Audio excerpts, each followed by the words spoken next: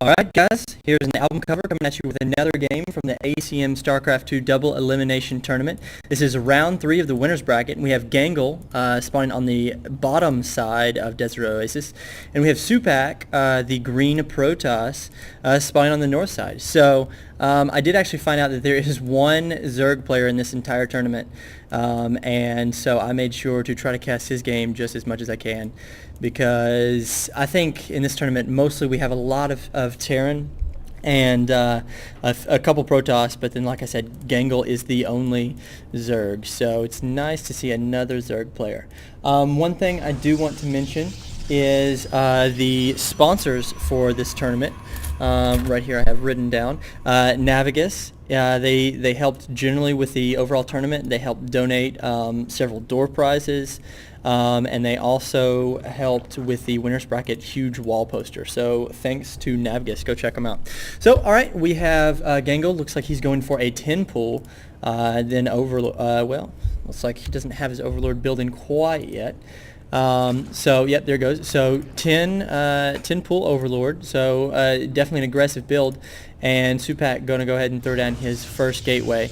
Now Desert Oasis, you can see here on the mini-map that the distances between both main bases by air is not that far. However, the distances by land are really ridiculously far. So it makes something like a 6 pull or something along those lines just really hard to do, because you can see you have to come out here, come along the side, then all the way down here, around the bottom, and up into the main. So it's just really hard to put any early ground pressure on, regardless of the race.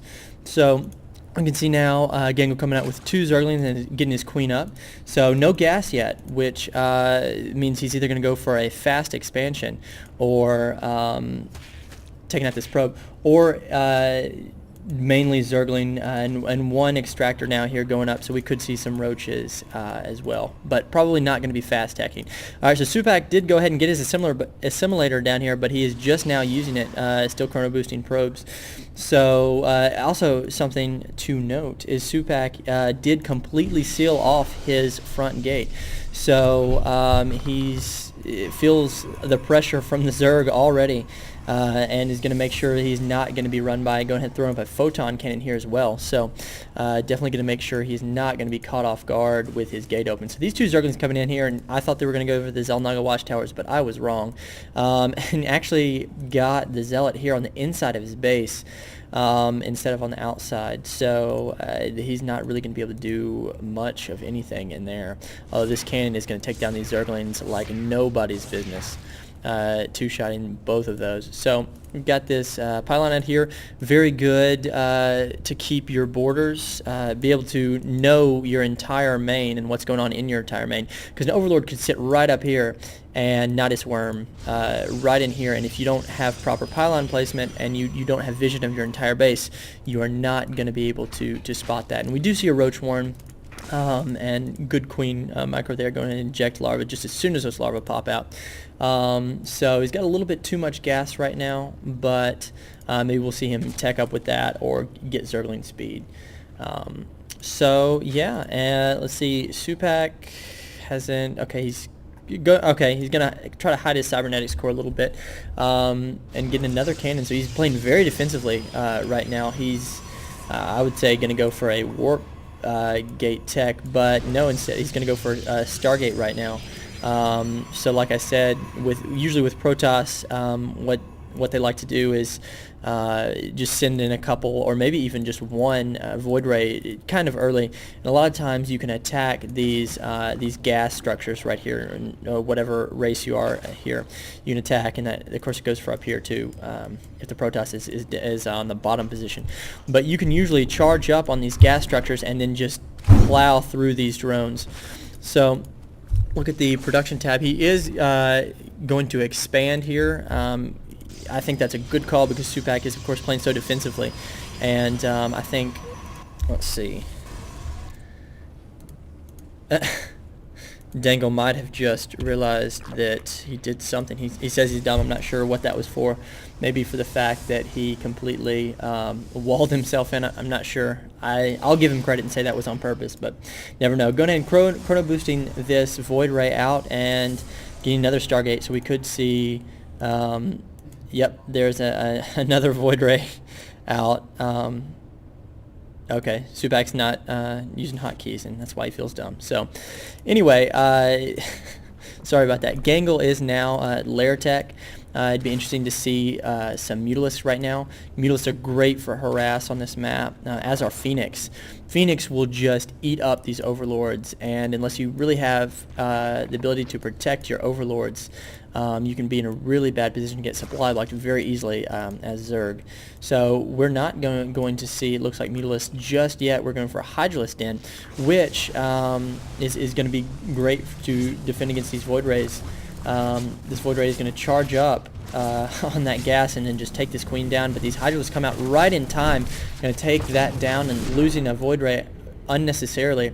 Second Void Ray wisely backs away. So just in the nick of time getting these Hydralisks out. Very, very good call.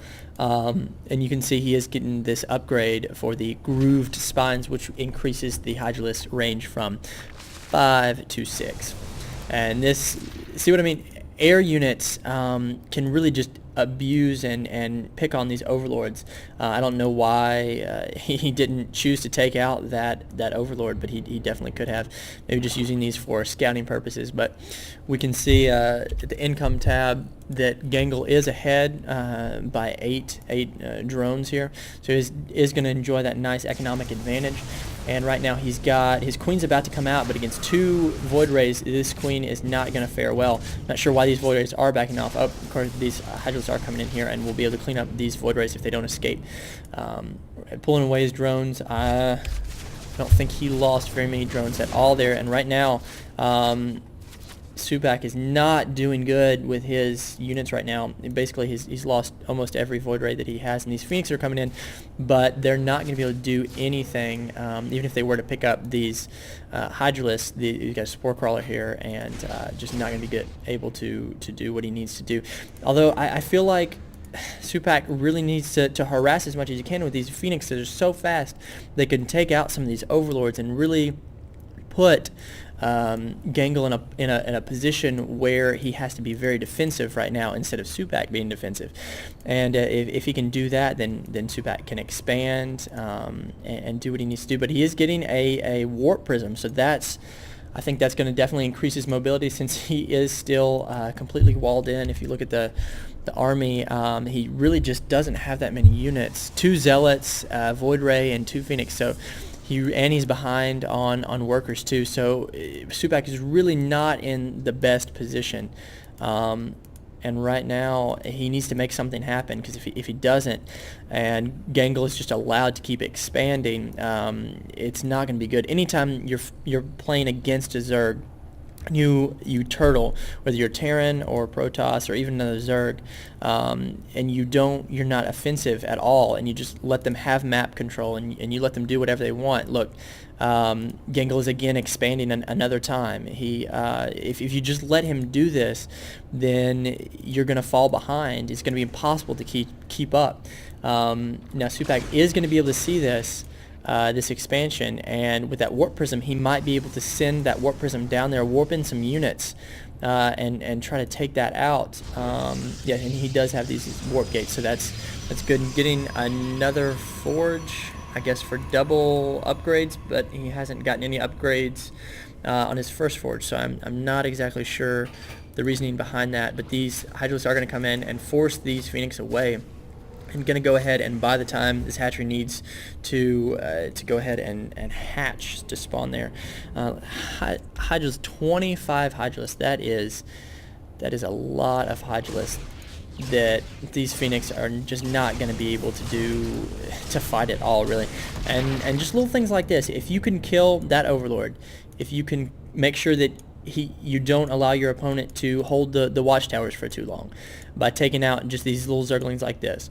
if you can start trying to snipe out these overlords, although a lot of these overlords are well protected here in the main, if you can do little things like that, you can harass and chip away, and even if you're at a disadvantage, you can chip away enough so you can get yourself back in the game, because right now I feel Supak is definitely playing catch up. Just a couple of Hydralisk shot there and almost took his the Void Ray shield down more than half. So these Hydralisks are going to be marching their way up towards the main. Got 2 Colossi, which will just eat through these Hydralisks if they can stay on the high ground.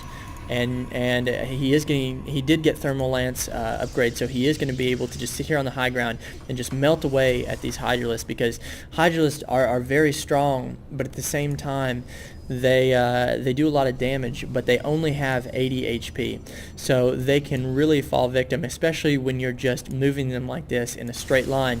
They're just going to get burned up, and it's not going to be very fun to be a Hydralisk on that day. And as you can see, Gangle did have the much larger army, but he's having to be forced back, trying to micro a little bit and take out some of these Zealots. But with these range of these Colossi, he's really not in a good position at all. These Colossi have taken no damage whatsoever, and Gangle's almost entire army has been shot down, has been just melted away. So he does have these 2 expansions, though. He definitely needs to saturate this a lot better. If we look at the production tab, he is making 7 drones, so he's doing good. And we're seeing Blink from Supak, so that'll be interesting to see if I've firsthand been on the receiving end to having stalkers come right up here at the top and using an observer to spot this ground right here, just blinking straight across. That can be really dangerous. So if we do see that from Supak, that will certainly be hard to deal with by the Zerg player, because not only do these Hydralisks have very low HP comparatively to most other tier units that are similar in function, but they also are very slow, especially when not on creep. So that's definitely something that we might see come into play, is Zerg's immobility. Although you definitely have to be concerned with these Colossi inability. Yeah, they can cliff walk and stuff, but if all of a sudden he's fighting over here and the Zerg player Nidusworm's here at the back of his base, there's no way that those Colossi are going to be able to make it back. So I feel like that's what the Zerg player needs to do. He needs to harass just as much as he can, just like I was saying about Supak, because I feel like the more you can harass, the more you can just chip away little things. You don't have to have those big victories. And this queen is going to fall, and probably all these drones, definitely that hatchery is going to fall. And all these Zergling, they don't have speed. I don't agree with why. Okay, it's being researched. I guess I could have looked up here, but I don't agree with waiting this long, I guess, for getting that speed upgrade. Gonna send these Zerglings out. I really don't know what his plan is for those, because he's got no plan for holding off this army here at his front gate. And this one drone, I think that's probably gonna hold that off pretty well. But no, he's going to swoop around here on the backside with all these Zerglings. You're going to be able to attack the Colossi directly, which is what you want to do, because they have such a huge range. So if you can nullify that range by attacking the Colossi directly, even though the Colossi are going to melt into these, they're just going to melt away. I mean, look at that. The Colossi is going to fall, but it's just not enough. They're falling.